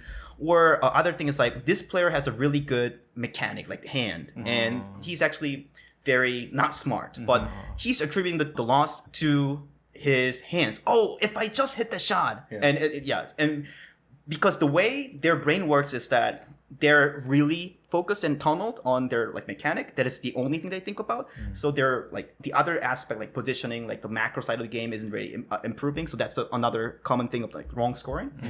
And I guess the last form of the wrong scoring is they do look at their game footage and they do come up with like this I can probably do this in this situation, like coming up with the solution for a certain scenario, and their idea is just wrong. And here's the thing: if you go through like a 수학 문제집, like mathematics, like textbook or like the problem solving book. Workbook. Yeah, workbook. Yeah, exactly. And you have an answer sheet. You can always like score like if you got it right or wrong. But in gaming, such things don't exist. It is only about wins and loss. But sometimes even if you played well, especially if it's a team game, you just lose, and it is very hard to score. And because of that, they make a wrong kind of like theory, and it's kind of like, I don't even know what to say. Like, it's just so wrong, and they don't score that. They don't confirm that if that's true. And for any of the viewers who are very interested in the gaming, the easiest way I recommend is to watch the professional player, watch a good player that is going to be your answer sheet. That is my approach to gaming, and that's the three swamps that gamers fall into, and I think that was extremely universal among any games. I don't think that only applies to games, right? Do you think those translate both for the Korean gamers as well as the Western gamers? Yes. So are there any differences in, okay, Korean gamers struggle more with some versus others, and Western gamers struggle more with others? I would say Korean gamers struggle a little more with the swamp of avoidance because they just have more like nunchi, like, oh, like I shouldn't be the burden for the team. Yeah, I mean, I don't know if I can say this, but you can say it. I just get the impression like some of my students at the extreme, if you watch like the Japanese TV show, like or Japanese movie, like when they make a mistake, oh, I gotta like kill him. I get that impression from my student. You know what I mean? Yeah. And it's very like shame based, or it's also collectivist, right? I let my team down. What do you think holds? You've mentioned one thing about Western gamers. You said maybe they aren't willing to put in as much time and commitment. What else do you think Western gamers holds them back? And or what do you think they really excel at, right? I think some Western gamers are just better at kind of like moving on, and which has a good side and some bad side. They can more easily fall into like the autopilot, like the swamp of like meaningless repetition. It's like, oh, whatever, go next, and whatever, go next for 5 years, which is not great from a coaching perspective, obviously. But yeah, I would say So I did a YouTube reality TV show called Wizard and the Chosen 10. And this is about me coaching 10 non-professional players, the uncoachables. For example, like 42-year-old boomer with the old eyes. So he would tell me like, oh, like after 30 minutes of playing, my eyes are like soaring. Oh my God. And 12-year-old kid who spent more than $5,000 on Gaming Academy. But no progress, Yeah, like he's like a top 60%, top 50% like platinum in Overwatch, like which is pretty like low. And like a player like I call him the Bronze King. So Bronze King. So he's not just the regular bronze. He's like the Bronze King. So he was stuck in bronze and iron in League of Legends for 7 years, and also in Overwatch he was hard stuck in bronze for 5 years. And it's not that he's a casual player, and he puts a lot of effort into it. He bought all the like high level gaming gears, and he watched like the professional matches and analyzed it. But he is just bronze for 5 years. But anyway, so there were like 5 Korean players and 5 Western players, some like Australian, like Americans, and like New Zealand, a player from like New Zealand. And interestingly, so in this after the 60 days, half of them gotten significantly better, like significantly, and 4 of those 5 were Koreans. And me and my like colleague, like me and my coworker, talked about this a lot, why that happened. But I think like one of the Australian player just kind of like thought, oh, my work, like bank work has gotten like super busy, so like less like dedication and stuff like that. And the other like Western player who was, it's the other like another like 40-year-old like dad, and he was like, whenever he was playing, like he had to take care of his kids and stuff like that, so he wasn't really able to focus. And I get the impression even in this program they were taking it like a little less seriously. Not that they just don't care, but like just at a different level is what I would say. I often think Korean society would be much better if more people had casual hobbies. But what you're highlighting is the other side of that, which is because Koreans take everything so seriously and hardcore, there's some serious benefits to it too, right? If they put their mind to it and really want to focus and dedicate to something, they will get better at it. So I think there's some give and take there. But I generally do agree with you that, including myself, I think maybe I should have some like casual hobbies. Like, I personally, when I have hobby, I used to learn how to cook from like the Michelin star chef, and right now I'm learning like the bodybuilding from IFBB Pro, which is like there's only 50 in Korea. And I used to learn how to like make how to make a song from like this #1 Korean Billboard like music producer and stuff like that. So I go very deep into your textbook Korean in my mind. That's the thing that I, as someone who wants to be more casual in these hobbies, that's the thing that I really don't like about Korean hobby culture, is that there's like this no middle ground. I agree. There are a lot of noobs, and then if you go into it, there's just like a lot of like pro level people. Exactly. Right? And like the weirdest thing about Korean hobby culture is that you have to practice yourself to get into a hobby before you meet other people. And surprisingly enough, Daniel said something interesting the other week, that he's like recently got back into golfing, and I asked if he's going to the field, right? And he said, "Oh, I have to practice before I go." Which is such a Korean mentality. It is. Mostly that's driven by cost and availability. In the US, you just walk up to some random course, pay $50, and you can hit 18 holes. In Korea, it's hard to get a tee time, and it's really expensive. So, I feel like I have to prepare to get to that place. But I forgot to mention this, but I think there was this incident very recently, like a couple weeks ago, that happened to me, and that really demonstrates the difference, the mindset in approaching the game, like compared to like Westerners and Koreans. So what happened was I did this YouTube content called Unranked to GM. So this is basically a really good player. So there's this like professional player that I'm collaborating with, and he made a new account, a fresh new account, and climbing all the way from the bottom to like top 0.1%. And it is very a common content in the West amongst like all games, pretty much, like League of Legends and some other games, especially in Overwatch. So I thought there would be no problem doing this, no backlash. But I think a couple days later posting this, I think there's like 2 biggest Korean Overwatch communities, and people were throwing rocks at it. And really? like, so basically some of the comments that I Yeah, so 80% of the posts were very negative, and not even kidding, that was the number one topic. And what people were saying is that, so in Korea, this is interesting. So there's this terminology called 양민 학살, which is the civilian slaughter.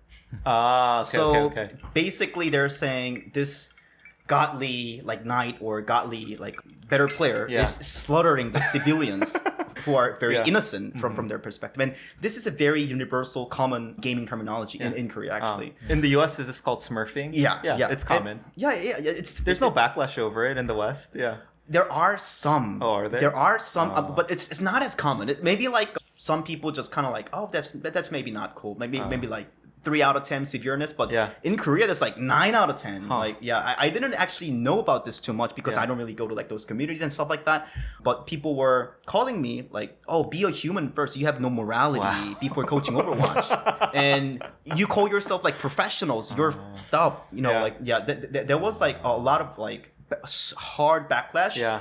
And there were like pretty much the whole community was only talking about it for like the 2 to 3 days, and there were like hundreds of posts in regards to this. Whereas Americans and people in the West, like Europe, would be like, I can see that, but like it's not that bad, and Yeah. or people just don't care. It's just a video game. It's funny, Yeah, right? It's fun content. Yeah. Yeah, exactly, and Yeah. you learn a lot from that. Yeah, Like, so it is the educational content. Exactly. So that was our intention, Uh-huh. and I personally get a lot of value from those content, educational value from those content. So that's why I made it.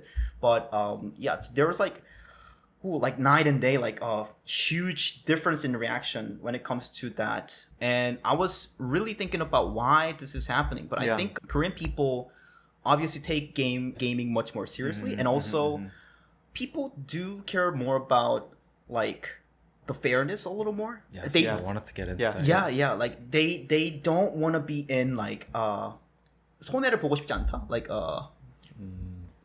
so they want to start very even. They just want to have a fair game. But Yeah. my point of view is that the matchmaking system isn't perfect. So over the 100 games, you want to try to make the fair games, but when you look at like one game, there might be a significantly better player on the other teams. That's just the natural like reality of the game. Is what I felt like, and people were just really obsessed with it. They were like calling us like Mike Tyson beating up the kid, like, Yeah, I mean- kindergartners and stuff like that.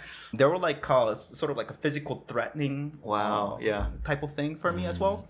So they almost saw it as amoral or almost in jest for one of the best players in the world to play against really low competition Yeah, even if for even if for it was educational, for or informational yeah. purposes. I really don't understand that, to be honest, because the whole theme of like unranked to GM is they're progressing at the natural rate, right? So I think for me as a Western, player, there would be a difference if they were staying in the low league on purpose. It's called griefing, right? Like playing intentionally to make the other team feel bad. But this is just progressing through the ranks as a new player, right? Like, and would Koreans see a difference there or not? they might, but they think both are just really bad. Like That's really I think surprising to it'll me, be yeah. almost. I don't know if I can say this, but like almost as bad as like racism type Yeah. of thing. Like just taking it like really bad. And you do know that in Korea there's a law against elo boosting. So What? There is? yeah, there is. So ELO is basically your rating system. 대리 game. Yeah. So 대리 game elo boosting is basically when you pay someone to play on your account There's so a they can law rank up. against that. Yeah, so Sorry, like what law? Like a country federal law? I think so. And That's I insane. think so. Here's a couple of things, and there are like a couple other laws like when Yeah. it comes to gaming, like if you're like teenager, if you're like not adult, you cannot play past 10 p.m. or whatever. Oh, okay. I didn't know that. Yeah. Yeah, but there are laws against like yellow boosting, and people do care about this, like the fairness of the game. I think, Yeah. which shows that pretty much. It's interesting because of like how Korean people are so sensitive towards fairness Yes. has come up multiple times in our previous episodes. So I'd like yeah. to get your thought on like why do you think Koreans are so sensitive towards this concept of fairness? Don't ask me because I don't get it. Like, why do you think so? Like, I was genuinely wondering. So from my point of view, like I said, if you play a game, it is only natural that you just play against a really good player some games, and you're gonna have that good player on your team. That's kind of like the RNG. Like if you play poker, you're gonna get good hands sometimes, and you're gonna get bad hands sometimes. That is the nature of poker. That is the nature of RNG, and that's what makes the game. The RNG part of the game makes more fun for a lot of people, I think. But not only in gaming, right? In society in general, do you not feel that there's more sensitivity towards the fairness issue? So to talk about myself a little bit, I don't watch any of like the TV shows like Netflix, whatnot, not even the news, and I just read a couple books and just get into gaming. I didn't really have much friends, like especially a couple years ago, so I think I'm not the best person to talk about it because I'm kind of like in myself like a little outsider, if it makes sense. But only recently with that incident, I knew that people care a lot about the fairness, like what's happening, like this is like new. Yeah, Wow. this is such a good example because it's something so, in my mind, trivial. Like your one match, you got paired with someone who's like 10 times better than you, right? Like lose and move on in a sense. Maybe 30 times better than you. Fine. Did I say 10, 100 times better? But like for Koreans, to get so up in arms about this issue, again, it's just, I don't know. There's like popular YouTube content all the time, right? An NFL quarterback puts on a mask costume, Exactly. goes tries out for the college team, right? And it's funny, it's comical. Like they don't know who he is. Or maybe the idea of like undercover boss, right? Like the boss of the company pretends to be a lowly employee and goes in. It's entertaining, right? But for Koreans to get, again, so up in arms and feel like this is such a amoral injustice, like you're not even a human if you do this. Yeah, it's just crazy. Yeah, I think maybe they think their rank, they're like them losing the SR, like the skill rating, the rank is just a harming. Is that it? They feel like they've worked so much for their rating, and for them to lose a lot of points in this thing. I don't know, like partially, and then Like the feeling of they didn't have a chance Yeah. to win. and also they think it's like the waste of time, like 20 minutes. But I sort of get it, but at the same time, that's just the nature of the game. I just really feel like I mean, I don't get it at all, but yeah, that's interesting. Maybe I'm the most Korean out of the three. Yeah, you get it. I mean, I can kind of feel it. I can't logically explain, which I think I probably attempted to do this in previous episode because society is so homogenous and everyone's pretty much the same. They think the same. So naturally, they think there has to be some level of equalness and fairness. And also, I think because of that, it stems this very competitive environment of the country in general. And I think people really hate the feeling of getting defeated Or having no hope, right? and having no hope is exactly. And if you feel like after all, if you look back, you had like zero chance of winning, and then that is just like you play a round of poker and you might just get a bad hand, and that is what it is. And but overall, you're gonna have the same fair chance to meet that person, meet that player, or even better player the next hand or the next game, whatever. maybe they want to justify their loss. Their loss. Yeah, I think so. Yeah. So, okay, I've never played League of Legends. Again, I was playing Dota back when it was a use map setting game in Warcraft 3. I was pretty good, but there was no ELO system right back then, so who knows. But I was thinking about getting into League, but I'm a little scared because I've heard the gaming community in Korea is especially toxic, especially to newbies. Oh, Have you heard anything about that? it's hard to say because it's been a long time that I got into a new game, to be honest with you. But I think toxicity in gaming is just kind of like everywhere, to be honest with you, okay. especially like the team game, and not even the team game, like just any game really. Yeah. And it is just a part of it. And if you just don't really like it, can't handle it, then I think my analogy to this is play like 동물농장 in like Junior Neighbor, which is like the What, marbles? it's like the Nintendo game. Oh, play with, like, these casual. animals. Got it. I don't know what the American name is. Yeah, the Animal Farm, or like where you can be casual and not be competitive and then be happy and all. Okay. Yeah. Okay. I'm gonna make a couple comparisons from, let's say, a business context and see if they apply. So I think a lot of people in Korean business context will also say, Korean employees are really diligent. They work hard, but they sometimes can lack creativity and they can lack initiative and risk taking.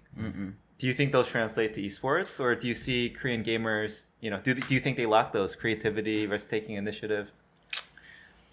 Yes, it 100% yes if it was like 5 years ago. Okay. But less so now. But It's changing. Yeah, and there's I think a couple reasons for that. As a coach, I get this vibe a lot. Because I'm more of a person who wants to try something new, like something unorthodox and stuff like that.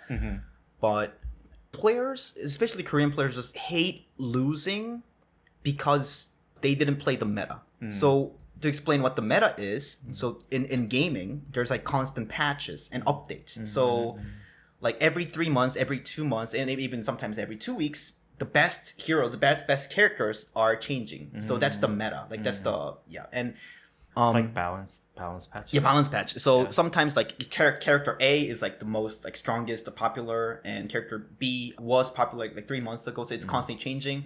But yeah, so there's like the objectively kind of like better, the most commonly picked. That's going to be the meta. And I like to play some meta for sure, and but also something coming up with something creative because in the competition there's a lot about in the strategy aspect, people not being able to predict, expect what we're playing, and that plays a very huge role in competition. But a lot of the Korean players were a little more against it because they just want to like get that 50-50 like pure fair matchup. Yeah. If it makes sense. It comes back to fairness and repetition and practice. Yeah. So let's just both pick meta teams and see who wins, right? Yeah. I think that was much more common, but much less now. Especially, so I think in League of Legends, that was like a huge issue about like 5 years ago. So there was a time where, I mean, Korea was like the strongest for like a very long time in League of Legends. But I think there was a couple years where LPL, which is the Chinese league, was becoming was number one for like a couple years or so, I think. And it was about the risk taking, I think. Korean players, kind of like Korean teams were. I'm not a League of Legends coach, but that was just kind of like my quick impression as an esports like nerd, I say. They were not. They were only making the plays when it's like guaranteed. So they would not like 70% chance play. Yeah, they would hold back. Yeah, exactly, and especially if it's like 30%. Whereas the LPL players, the Chinese players, they would go on like sometimes like 20% chance playmaking, and if it works, it's just game changing. And in general, they were like much more aggressive. And in terms of the meta, I think, there were like more teams in the West that were trying some unorthodox and unique characters and like off the meta picks pretty much. But now I think a lot of the Korean teams kind of like learned that lesson, and they are taking more risk. They are coming up with more like variety of like strategies and stuff like that. And ultimately, it's making them better teams, right? And better. Yeah. So Korea's winning it all again, and I guess just about a year ago, like before my right before my retirement, it was after my retirement. I think our team, so like our team wanted to play more meta pick. The Korean players wanted to play more meta pick, whereas like our head coach back then was like this American head coach. Wanted to play like a little more off meta thing, and so there was like some conflict and I mean, I think Korea is a country of meta. That follows the meta like as a whole. Kunglur. Yeah, exactly. Even the term Kunglur shows that there's a meta as a country at a country level game, and what we've talked about before, June, trends, not wanting to be against the trend, only following the trends, right? It's just such a meta country, so this doesn't surprise me. But it's good to hear that at least in League they're branching out more, being more creative. Because when you're too meta again in the game, you're too predictable, right? Less creative. Exactly. Yeah. So. To add on to that a little bit, I think this kind of like is an important topic too. I think Korean people, maybe people in Asia in general, are more sensitive to like minus, I would say. Like the 손실 회피 경향, which is like the risk taking. More sensitive to losing something rather than like looking to like gain something, if it makes sense. Exactly. And I'm personally more like at the extreme on the plus seeker, like the dopamine seeker type of personality. But a lot of the professional gamers were more on that, like, I just really hate this like minus personality. I don't want to lose, and I'm not going to take risks if it involves me losing, even if it hurts my overall chances of winning. I'd rather just not do anything to actively hurt myself, right? So I think that's true. Okay, let's move on to retirement though. What does the life of a retired, esports pro in Korea look like?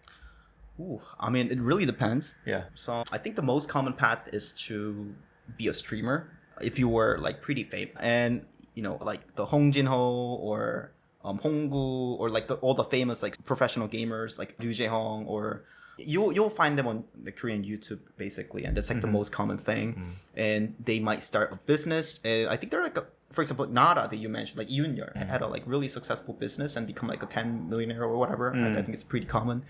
I have one of my player got into the Bitcoin and then it became like mega rich and stuff like that. Okay. So yeah, like starting a business or like streamer, and a lot of them get into the poker. Yes, I was gonna ask. As well. Yeah. Like the Hong Jin-ho, like and the boxer, Im Yo-han, they all got into the poker, and I think they won like a lot of the championships as well. Really? I think there's like a lot of similarity Yes, in like playing game at a like very high level, like strategy, and just playing poker at a like high level.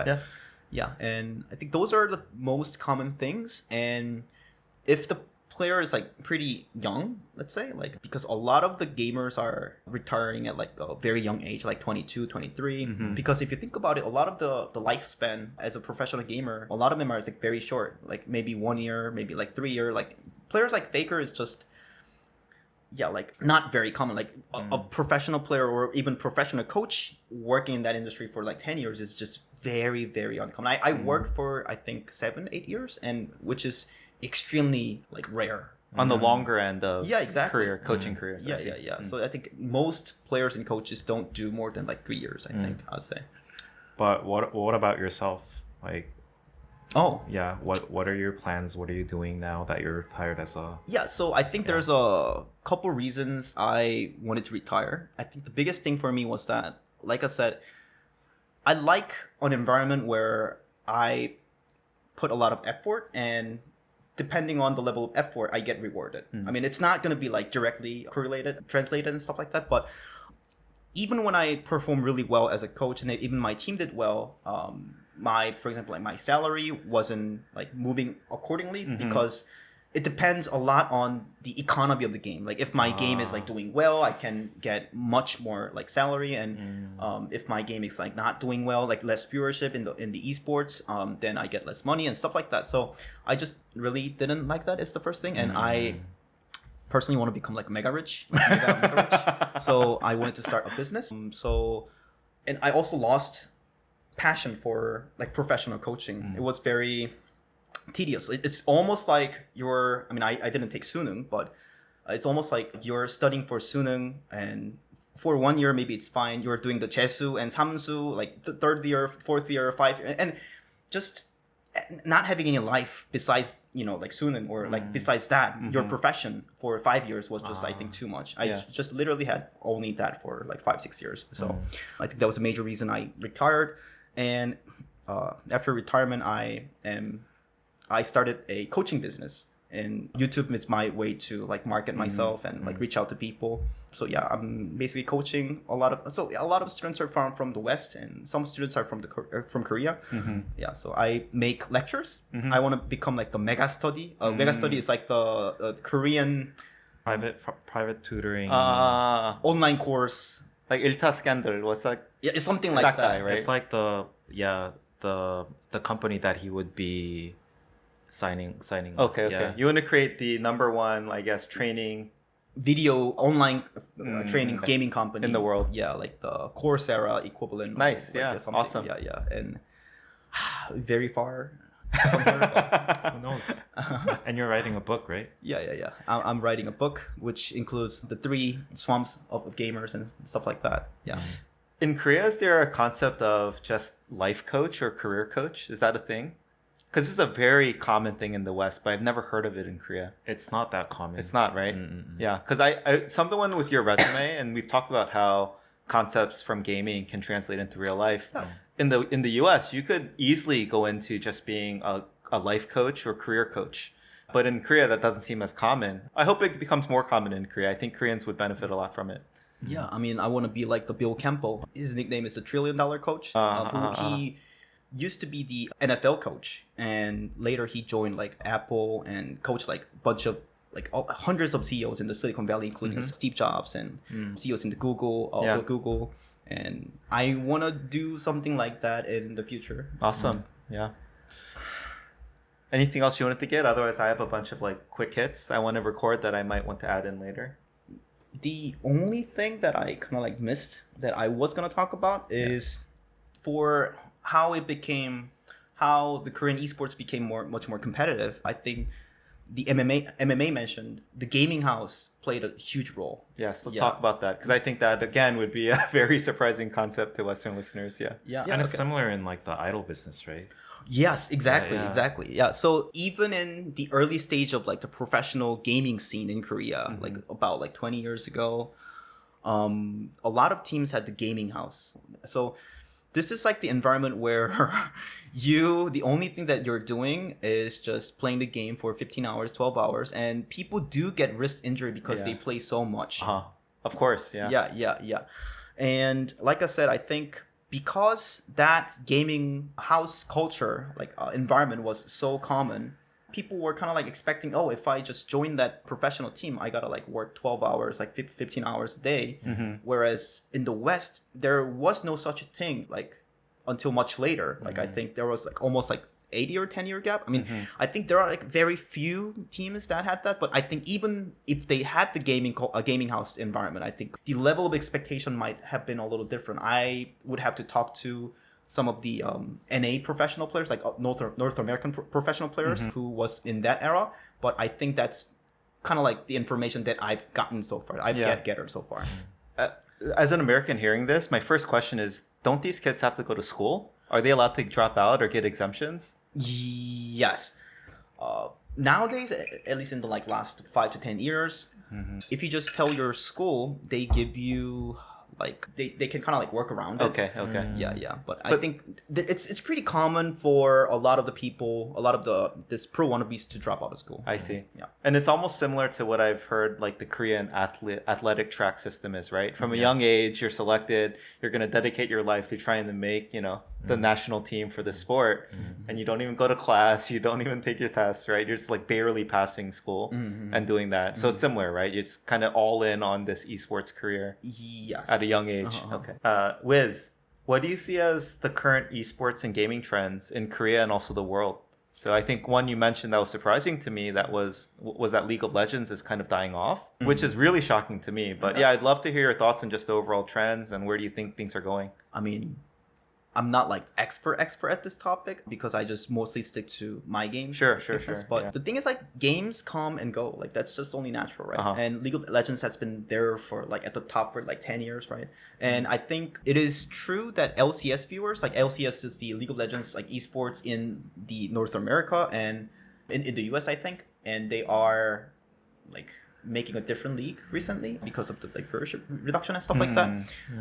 And it is only going to be natural because there are other new games like Valorant, new first-person shooter game made by Riot Games, and that's rising a little bit. And because people are coming from this like old game to new game, like moving away, like it's just only natural. But I think the esports as an industry is definitely growing. So for Overwatch League, so my game, so there were like 20 teams, and each team had to pay anywhere from $20 million to $35 million to get in the spot. Wow. And a lot of like the big companies, like big traditional sports teams in the States, like the LA Rams and like Comcast. Yeah. And New York Mets was my team, for example. And they were paying the billionaires were thinking, like, oh, this is going to be the next sports, and this is legitimate. And I guess like the whatever like report from like the Goldman Sachs or whatever. So it is definitely a growing industry, but it is hard to monetize so far. I don't know if I want to go deeper into it, but just generally, even with a lot of viewership, it's hard to monetize it. So a lot of teams, like a lot of the professional teams, are losing money, which might be natural because you're pretty much like marketing your like mother company, like SKT or whatever. But I heard the profit system from esports is very weak and poor so far. I don't exactly know why, and I think partially because like their salary is pretty expensive too. Like a lot of players like are easily like six figures, and there's like some players who are seven figures in League of Legends and other games and stuff like that. Yeah, I think it'll change, to be honest. Like, you just look at let's say the sports leagues in America and how big they are and how fast they're growing and how much money they're able to make for the owners, for the players, for everyone involved. So I do think esports will continue to grow globally. And you just have to kind of look at what America's done at the very least with their professional sports leagues. Europe too, for their soccer leagues, etc. Right? So, and that's what I'm hoping. All right, I'm gonna, if it's okay, just a couple things I didn't get a chance to talk about. You know, earlier, Wiz, you were saying, I basically want to make a huge comparison between esports in Korea and just regular sports in America. Okay.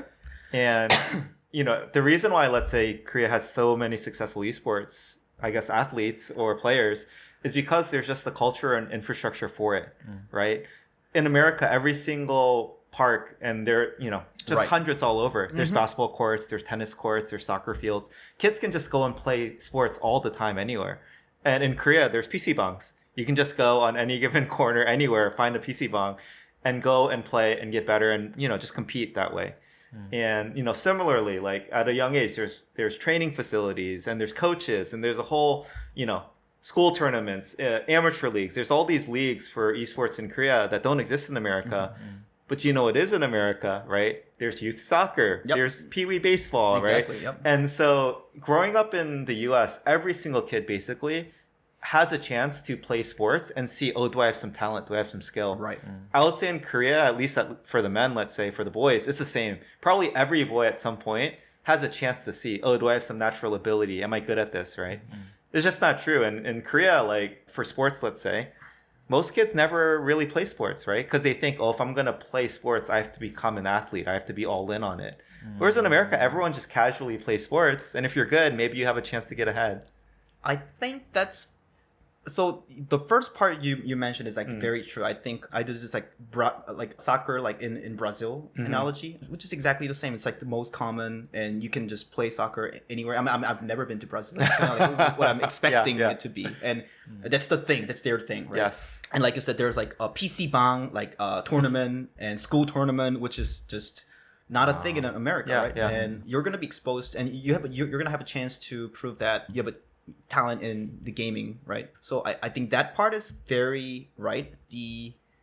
But I don't know if I agree with that. Just some Korean students play like soccer, for example, casually in their like PE class. I see.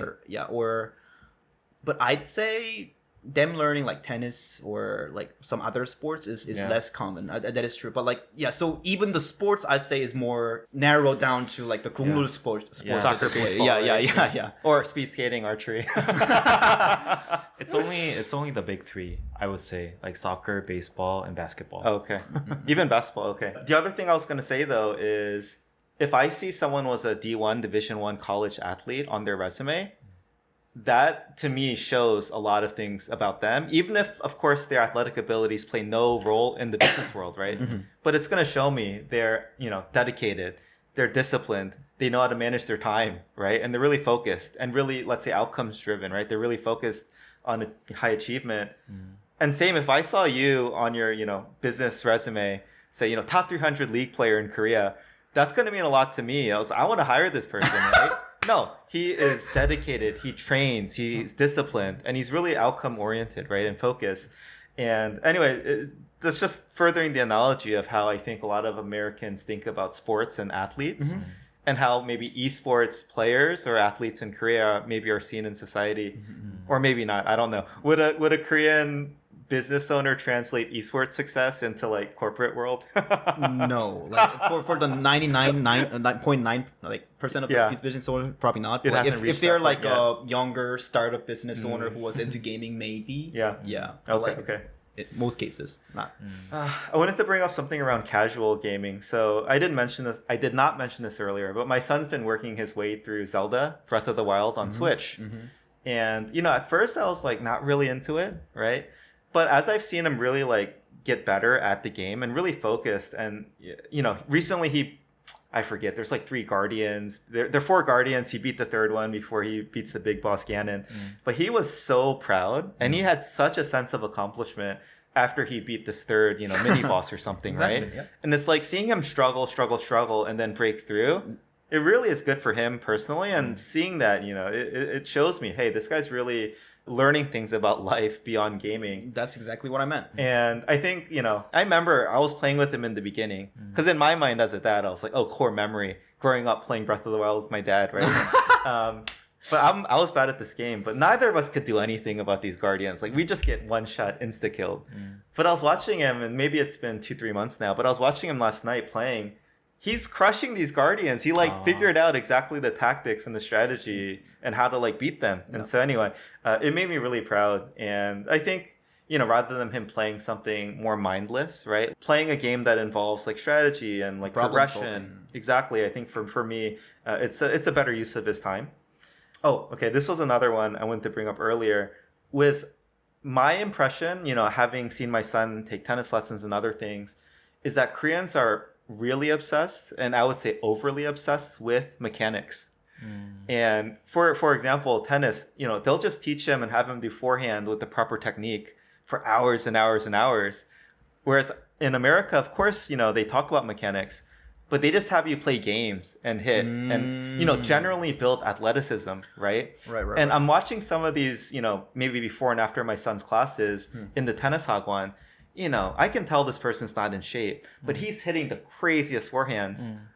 But I firmly believe if I were to play him in tennis, I'd beat him just because I'm generally more athletic than him, right? So what is it, do you think, that Koreans love to obsess over mechanics? And in particular, I'll say that there's one right way mechanically to do something, right? Even when I'm learning golf, I feel like there's this is the one textbook best way to do something. Exactly. Right. Yeah. But I think as an American, my perspective is more like, let the outcome be your coach. If it works for you. You don't have to change, right? Whether it's shooting technique, forehand technique, whatever it is. Anyway, what are your thoughts on mechanics, the obsession with it? Yeah. I think that's very interesting because I didn't really have any sports lesson from in the States and stuff like that. But I think it's more about Korean people thinking heavily on the efficiency and curriculum. Yeah, they just want to get to. I think they're playing to improve. I think it's the big mindset rather than just kind of having fun and yeah. I think maybe that's the big mindset. I can talk about something similar that I experienced in architecture school because it's a creative field. And architecture school, my school was intentionally, the studio layout was that it's like a one big open space and you can just walk around and see others work. And so if you see a really cool, interesting work from some other student, it's very common culture that someone who doesn't even know you would just come and talk about your project. One common pattern that I saw, a big difference between Koreans and non-Koreans, is that if you see a cool project, non-Korean would come and ask oh, how did you think of this space? What's your thought process in doing this? Korean people come, the first thing they ask is what tool did you use? Oh, what software did you use? What lighting settings do you use for this rendering? Right. So it's very technical. Yeah, that's interesting. And I thought it's very different. It's very different in the mindset. Yeah. And it applies to many different things in Korean society in general. Very focused on the technical details. Yeah. Yeah. Why is that though? So I think it's a lot about the schooling system too, to be honest with you. So I'm not sure if you know about the Gumon. Math, rote memorization and practice, right? Yeah. So they make you, it's the workbook that you got to go through the thousands of the. I was gonna say hundreds, thousands of the same math problem. Something like that, right? Yeah. And I think the schooling system is a little more like that. I don't know how to explain, but it's more about getting to a most optimal thing, and there's got to be some drill involved in it. If it makes sense. I'm not sure if that. No, I recognize this, but I really don't know why. I think it might be related to risk averseness and going for efficiency. Because if you focus on the technique and tool, there's a bare minimum that you can achieve. Yeah. But if you just focus on the creative aspects, it's there's a risk that you have to take, right? For instance, I see a lot of, again, architecture school analogy, I see a lot of non-Korean people getting super invested in this concept that they like work hard and hard and hard, but sometimes like in the final critique they come up with like almost nothing because they don't have the time to produce or they didn't have time to actually figure this out. Yeah. But like they had a lot of good lessons that they learned. But like Korean people, if they, I don't want to say all Korean people, but I'm just like talking about the tendency. If you just focus on the technique, you can always like, it's a guarantee that you can get to a certain level. Yeah, that's you true. will have something to show. Yeah. And like something to like pass the class maybe, right? I also think it comes down to like individualism a bit in the West.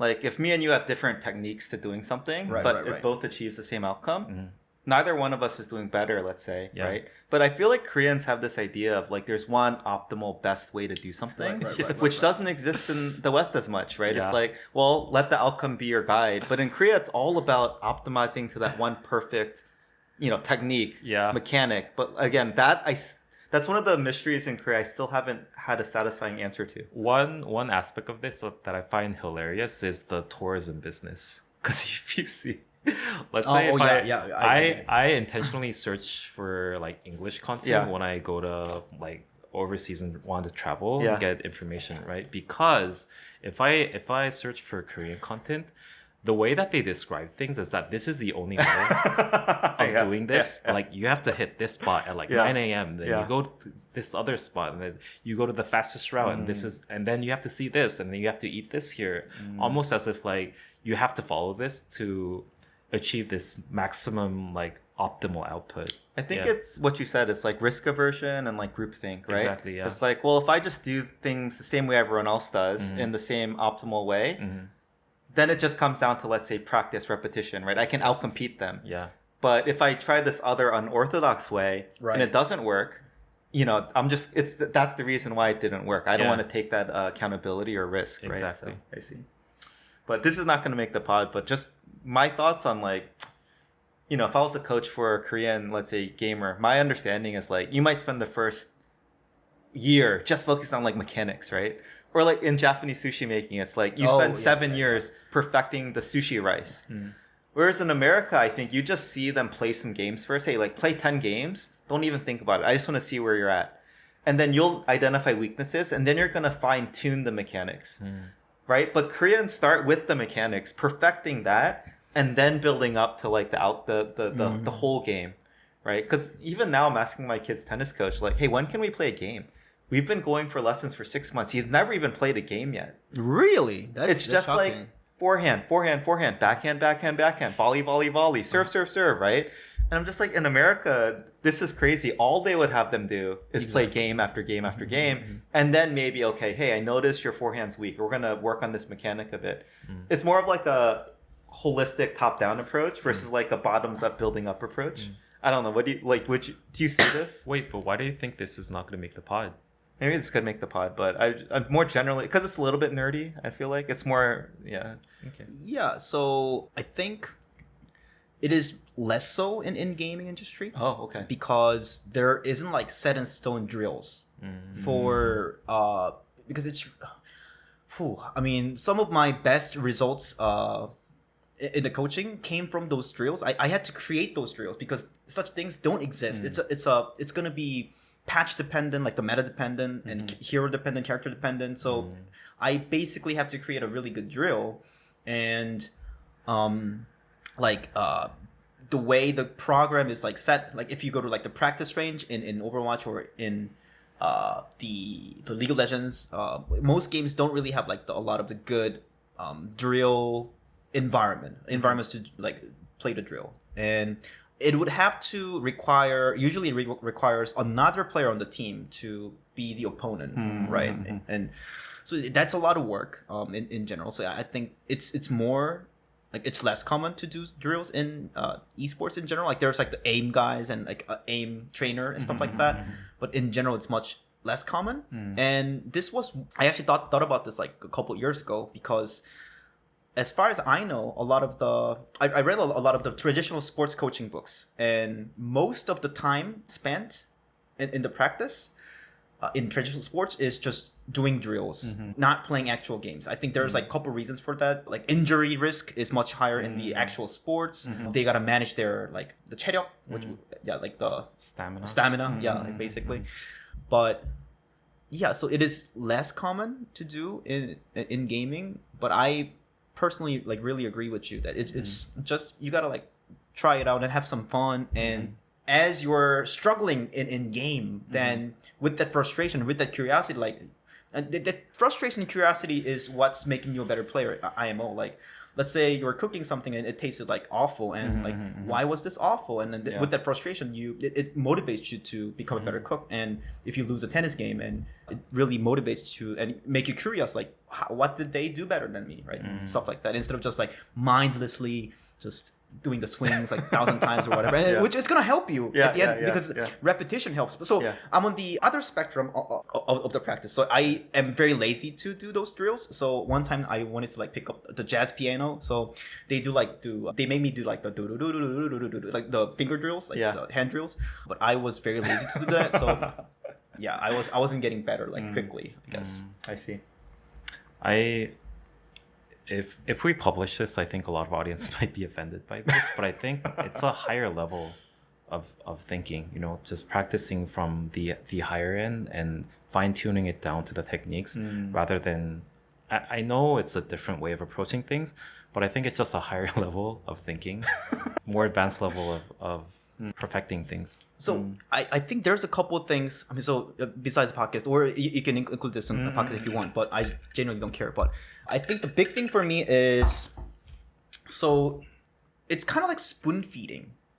The Korean approach is very spoon feeding because this is what you need to do, and they're like spoon feeding this. But whereas a lot of the best players, a lot of like the masters at certain things can see, oh, maybe this is the part that I'm lacking. Like in my design, I'm maybe lacking like this color part of it, whatever, and then you dig into it, right? So you have a better like self-awareness, like meta cognition, stuff like that. And I think that's a very key thing to getting better at something. Yeah. So you two are both actually aligned on that. That Koreans take maybe a little bit more simplistic or spoon feeding.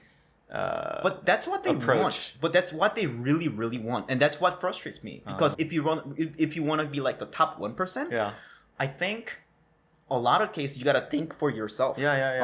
Maybe like with the spoon feeding, you can get to like top 30% of the percentile and stuff like that. But to be the top 1%, you gotta think yourself, really. Yeah. I don't know if this is an accurate analogy, but go ahead.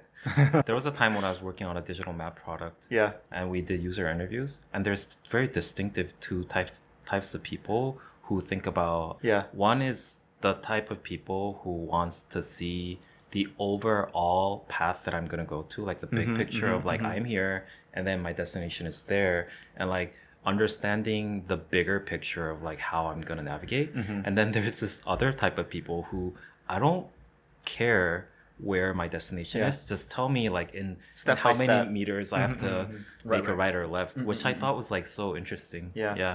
So saying the bigger picture versus just focusing on like the individual spoon-fed steps to get there. Exactly. This might sound very 재수없어. I don't know how to translate. 재수없어, like an asshole. Like an asshole, or like cocky, like not humble. But I mean, I barely graduated my high school, and I didn't go to university. But when I did study, I was pretty good. I got into the best high school in Korea. And one of the things as kind of like the best student in my school is when I see other students, they were even though they were like putting a lot of effort into it, they were like kind of like mindlessly, oh, this is what this like Hagwon teacher told me to do, and they didn't really have a self-awareness on, oh, I'm getting better at this. I'm learning this concept. I'm actually learning this part of like this grammar, like 투부정사 or whatever. They just don't have that sense, and they just mindlessly go through like, oh, like I gotta like solve this 문제집 for like to like 102, like something like that. They're just following what they're told to do. Is I think a pretty common thing. Yeah, the reason why I think the other way is more superior is that it gives you space to be creative. Yeah, yeah, Because like you know the big picture, so you don't have to exactly like for instance tennis, right? yeah. You can maybe come up with a new form that no one else does that maybe is more effective in like achieving your goal, right? And right, yeah. it's more able to accommodate for individual differences, right? Exactly. Like my body mechanics might just be different from that person, right? So I Exactly, don't have the yeah. flexibility Yes. that person has, so I can do things my way. Yeah, yeah. So long as the outcome is the same, right? Mhm. So yeah. We've landed on a very interesting conclusion. But Yeah. I just one more. This is just a casual reflection, but I think in the West, Korea's kind of famous for a couple things when I think about it. One was we've talked about it, right? I think I remember reading a headline like someone died in a PC bang after basically staying there 72 hours straight. Yeah, I think that was like 7 years ago or something like that. Another one was I think there was like lineage items like 20 years ago that sold for just stupid amounts of money online back when this was less common. The final one was I think people getting married through World of Warcraft relationships and stuff like that, which to be fair now happens in the West too. But at the time it was like kind of crazy, like wow, like that's happening in Korea. So I don't know if you just had any thoughts on this and how like casual gaming or maybe not, like hardcore casual gaming, I'd say, in Korea has affected society at large. But just wanted to get your thoughts before you conclude. Yeah, so for those three incidents you mentioned, I think it's only natural because it's such a big thing. It's one of the biggest like culture. It's a mainstream culture in Korea. So like it's true. just like more numbers of people who's in the gaming, and let's say if everyone was like into marathon, like let's say like half of like Koreans who are into marathon, I think they're gonna be like news like every 2 months, like someone died in the marathon. Like, I see. With a heart attack. So I think it's only very common, and there's always gonna be extremes, but I think we just had more numbers. And I think for the World of Warcraft marriage thing, I mean, we just have more people like playing this. I think and then we have like less kind of like a stigma or less like, I mean, sometimes it is looked down upon, but like it is still a mainstream, so it's not like super weird. I mean, it is a little weird for most Koreans, I think, but like it is kind of like understandable in a way, I'd say.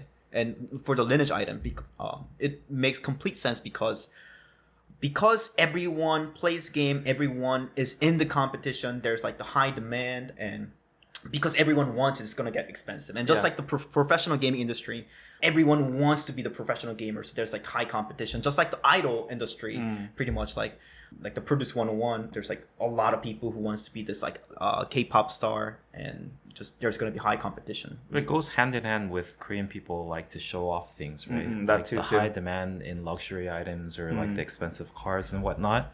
It's like if you can do that in a virtual world, why wouldn't you do that, right? Yeah. Okay. Yeah, makes sense. I think that's a good reminder for people in the West just how deeply integrated esports or gaming in general is into Korean society.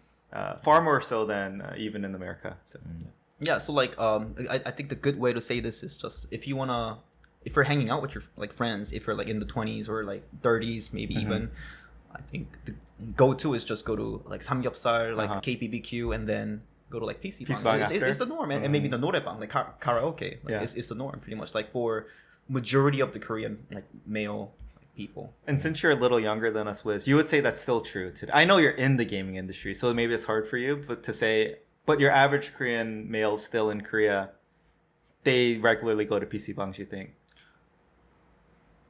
A lot of them, a lot of them. Like Okay. norebang, Yeah. like the karaoke and Yeah. PC bang are like probably two most common thing besides like the restaurant and cafe. Okay, cool. Yeah. I've only been a couple times and it was empty when I went, but I didn't go to like popular ones. Yeah. But it is true. This is a little interesting, but like a lot of the PC bangs are getting like outdated. I don't exactly know why, but like, so I think it comes down to what game is like popular. So I think the last time a lot of the PC bang had a huge upgrade was Overwatch and PUBG. So because those two games were such like super dominant everywhere, so the PC bangs had to replace their computer to like make the game work. But ever since then, there wasn't like really like the big hit. And What was it? Kunglur game, Kunglur game. And with those like computers from like 7 years ago, they can still run like Valorant and some other new games for the most part. It doesn't feel great, but it kind of works. So I think they're like maybe waiting for the next new game, and so computers don't really feel good anymore. But I think PC bangs are upgrading not only in terms of their hardware, but also like the culture that they're fostering, like the food thing, like eating food in a PC bang became like such a culture in Korea. So maybe that's like one way to upgrade without upgrading the hardware. We should have done a segment just describing PC bangs for foreigners because they wouldn't even understand. But, I was shocked. Even at my screen, there was like a little app running. I could order straight from there. I don't have to leave my seat and they'll deliver it to me. It's awesome. And it's cheap. They're getting smarter and smarter, and there's like a variety of foods. And some of the PC bangs, they have a great food. Some of them just have like a frozen whatever. Not great. Instant food. Yeah, but like some of them are genuinely actually good. And you have to tell some of them to Daniel. He would love those PC bangs. I'm just trying to think how I could even describe them for like Western audiences. It's almost like a Dave and Buster's, like an adult Chuck E. Cheese or whatever.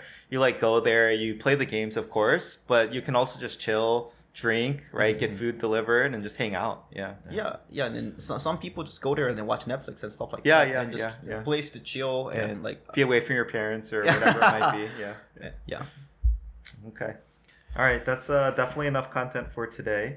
Wiz, before we close, anything else that you want to talk about? Otherwise, we'll wrap up. You can shout out your business or your YouTube channel or your book, which you already have a little bit. You did a little, but yeah.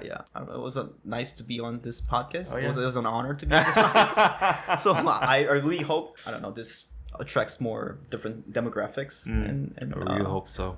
Yeah. Cool. Yeah. All right. How should we close? What's any clever thing? We're like the meta podcast now. Meta. Jun. 국룰? Yeah, I think our podcast has become meta in Korea for how to learn English and practice English listening. Yeah, I think 국룰 is too arrogant. For now. Yeah. 정신 없어? No, what? 재수 없어. Yeah, if you say 국룰, you're we're the 국룰 영어 연습. We want to. We want to be. Or maybe we don't. Anyways, but we want to be the 국룰 podcast to understanding the different cultural differences between Korea and America. That I can stand behind. I personally think some of my friends in like America, like in the West, would appreciate this podcast because there are genuinely a lot of people, my friend group, that wants to learn like the Korean culture. Yes. Yeah. That was our primary target. Yes. Yeah. Not young. That was. Hey, still is. But okay. Yeah. All right. Well, we do have one Patreon subscriber we have to shout out. Hold on. Melody, thank you for your support. Thank you, Melody. As always, if you'd like to support us on Patreon, it would mean a lot. If you think this episode was worth 25 cents, consider supporting us for $1 a month. All right, that's it. Thank you, everyone. Bye. Thank you. Bye. I don't know if Melody enjoyed this episode or Jennifer enjoyed this episode. If they'll even listen to it. Let me know if they cancel subscription. So far, we don't have any cancels. I don't think so. I think when I was a 중학생. Starcraft 2. Yeah, I remember. Yeah. Anyway. Interesting. Yeah. What was I playing when I was a freshman in college then? Probably rock, scissors, papers. No. No respect for the that for sure. Then what was the other one? Wait, is that StarCraft 1 then? Probably. Maybe the Brood War expansion. Oh, StarCraft 2 is the other thing. Okay. Yeah. This is how negligent you are. Gaming. Anyways. I think the most common path is to be a streamer if you were like pretty famous. Which you do, by the way, right? I'm not a streamer. I mean, I have my YouTube. Yeah. But I don't like stream like often. Oh, you don't stream on your YouTube? Or Twitch. I mean, I like sometimes do, like maybe like once a year, but like it's not like a regular thing. Okay, sorry. No. I mean, you just don't care about me.